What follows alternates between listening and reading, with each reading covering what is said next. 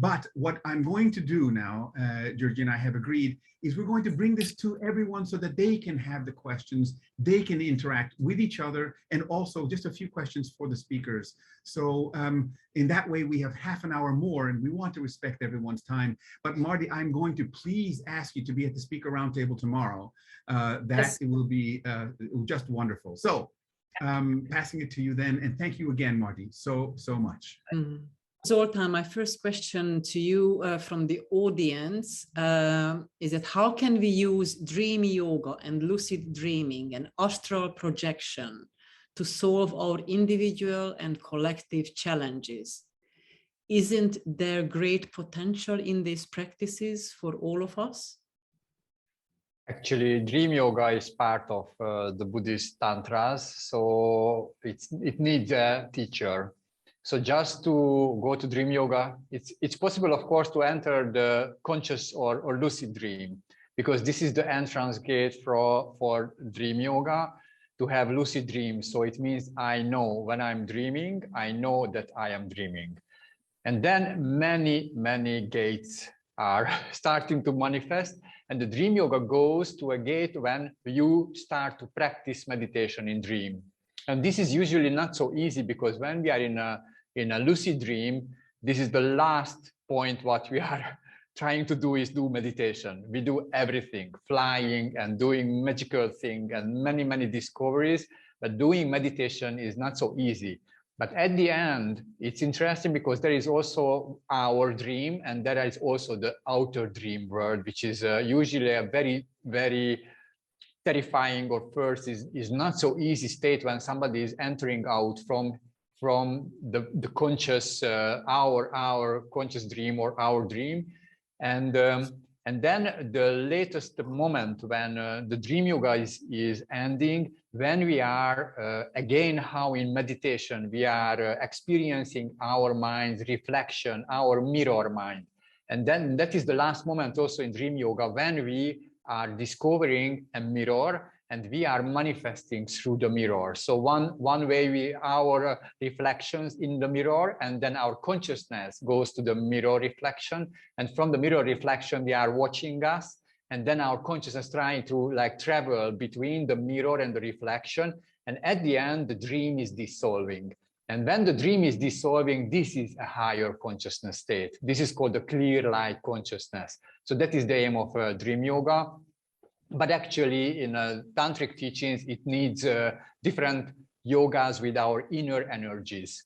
Because in Tantra, our inner energies are manifesting as different dreams and different states of mind. And that is why we have to train our energies. And yeah, I'm really amazed that this is the way when we are in nature. So when we are in nature, where we try to dissolve in nature, in the energy of nature, and that's the way how we also do in dreams. So it's possible, but actually to see the past was not so many people, not so many yogis who were able to do or to practice dream yoga.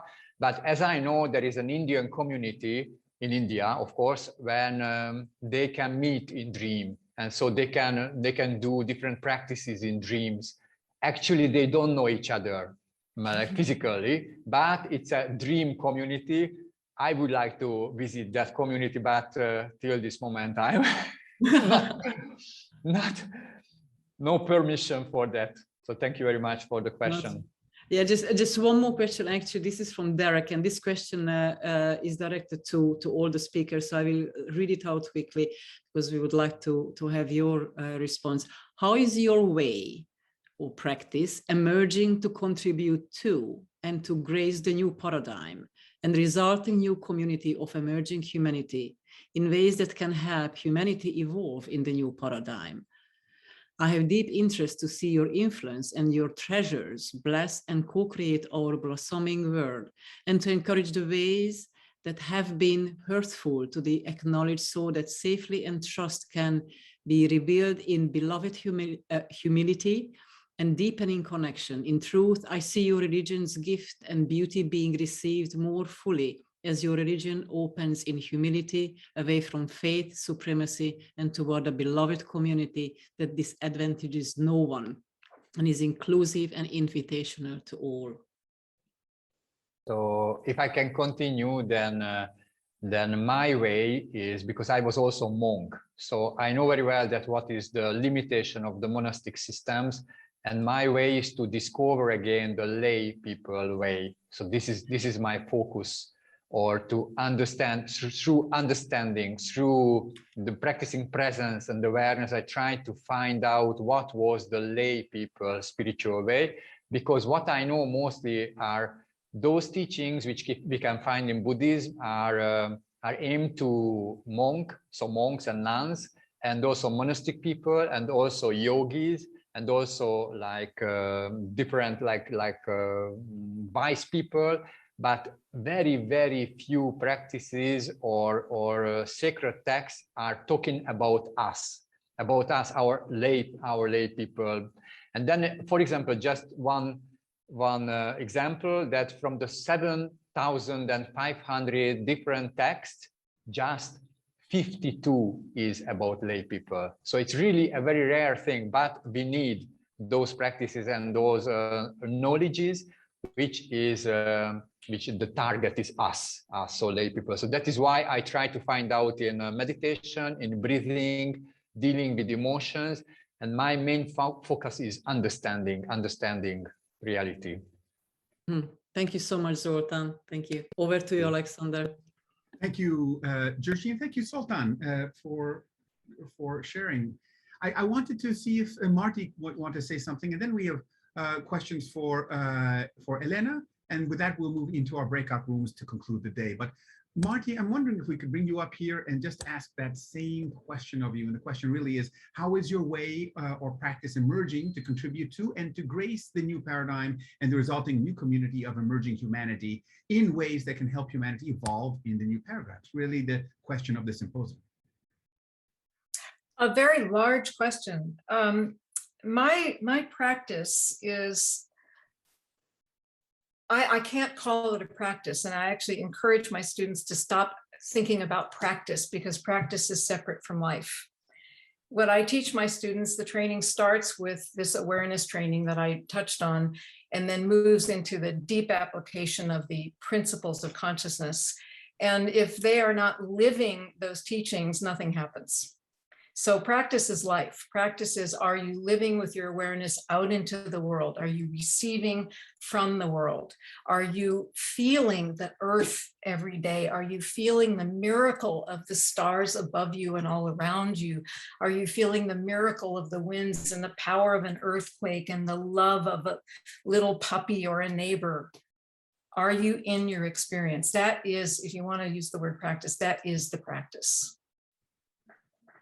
Marti, beautiful, thank you. It reminds me of the difference between trying to dance and being danced. Yes, exactly. Exactly. Very, very nice. Well, thank you so much for that. And again, we're going to have more of you tomorrow. And right now, we're just going to ask Elena if you could also, we'll spotlight you and see if you have a response to that question. And then there's a quick question after this as well, specifically to you. Did you want to do a question, or are you clear? Yes, I understood the question, and I will really support and echo what Marti just said, which I think was said beautifully. Practice in its ultimate, at its best, is life. So the way I try to support this unfolding evolution that is so painstaking is my life is committed to the work for unitive justice and transformative global governance that actually stewards this planet, is able to steward and protect this planet. These are very concrete realities for me, and they are immense spiritual challenges at the same time. Unitive justice and truly global governance that stewards life on this planet. That's my commitment. Beautiful. Thank you. And also, by the way, just thank you for keeping your answers succinct, because you're doing beautifully with that. And that way we're going to be able to have everyone in the breakout rooms in a moment. Last question before we move to the breakout rooms from Nicolette is asking, you started with a wonderful song about God making us into hollow reeds. Isn't the term God masculine? How can the USA, for example, get past using the word God in order to support collective consciousness? It's on our currency and deeply embedded in even your and other presentations, presenters' presentations here. Using the word God, in my opinion, subconsciously contributes to our separation. You know, this is a profound question. I will try to be very succinct again. Language is always a challenge. I'll just remind you that in the Farsi language in which the Baha'i dispensation began, God is not a masculine or a feminine. It is a neutral. It does not have a gender. But in language translation, we get caught in these dualities, which are part of the physical realm which we inhabit.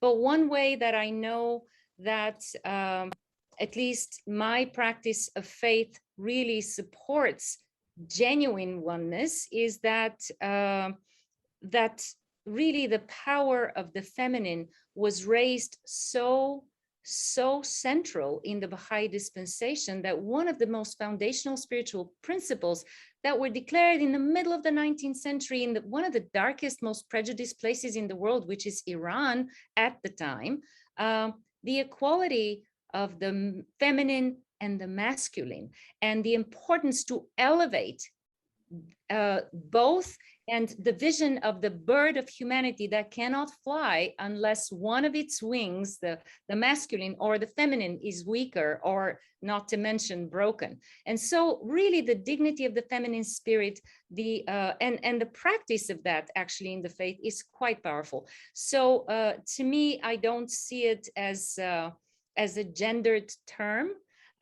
I see it as trying to refer to the unknowable. And one of my favorite references to God, which I didn't have a chance to mention, is the placeless friend. So what's the gender of the placeless friend? So thank you. Beautiful, beautiful. Yes, indeed. We can get caught up in the hall of mirrors in our language. Well, thank you so much, Dr. Elena. And we will tomorrow hopefully be seeing you as well in the Speakers Roundtable. Back to you, Georgie.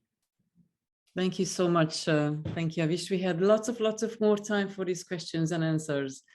Wow, what a first day. Today we looked at the religious points of view around sentience and consciousness. I think we came to a wonderful focus at the end to understand this whole process as it lives in us, the sense of our being. And also, how does that then get expressed in the sacredness of this universe that we are in? Tomorrow, we're going to take this in the direction of the secular views of these same questions of what does it mean to human well in this world? How are we being danced? So with that, we just want to thank the speakers in particular for a phenomenal day, and to look forward to our sessions tomorrow. First, one speakers panel with people considering the secular view, and then we'll have a roundtable with all the speakers from both days, and that will be our day tomorrow. So from my part and from the Laszlo Institute, thank you so much. I pass you over to Georgie, who has a wonderful sharing for the conclusion. Thank you so much, Alexander, and thank you very much for staying with us this long today, and we look forward to seeing you tomorrow. Well, I'd like to share with you a Buddhist poem as a closing of today. If you wish, you can close your eyes or just keep it open. I leave it up to you. So here it goes. May all be filled with joy and peace. May all beings everywhere, the strong and the weak, the great and the small, the meek and the powerful, the short and the long, the subtle and the gross. May all beings everywhere, both seen and unseen, dwelling far off or nearby, being or waiting to become, may all be filled with lasting joy. Let no one deceive another. Let no one anywhere despise another. Let no one out of anger or resentment wish suffering to anyone at all. Just as a mother with her own life protects her child, her only child, from hurt, so within, so yourself, let grow a boundless love for all creatures. Let your love flow outward through the whole universe to its full height, depth, and broad extent. Then, as you stand or walk, sit or lie down, as long as you are awake, strive for this with a one-pointed mind. Your life will bring heaven to earth. Thank you. Stay well and safe. See you tomorrow.